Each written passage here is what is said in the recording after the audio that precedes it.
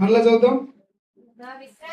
నా విశ్రాంతి దినమున వ్యాపారము చేయకుండా నాకు ప్రతిష్ఠితమైన దినమని నువ్వు ఊరకుండి నేడల విశ్రాంతి దినము మనోహరమైనదనియు యెహోవాకు ప్రతిష్ఠిత దినమనియు ఘనమైనదనియు అనుకొని మాట్లాడు. ఘనమైనదని నువ్వు అనుకుంటున్నావా?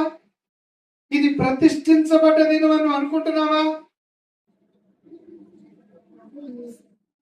హల్లెలూయా. దేవునికి ఇవ్వాల్సిన సమయాన్ని నీ ఇష్టంగా ఇచ్చేస్తున్నావు.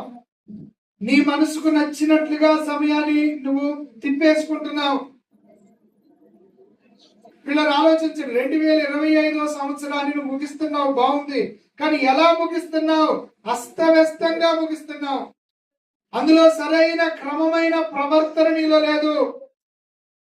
ప్రతి ఆదివారం ఆయన సన్నిధిలో ఉండాలని ఆయన అంటున్నాడు. అది ఘనమైనది. చెప్పండి, ఏది ఘనమైనది?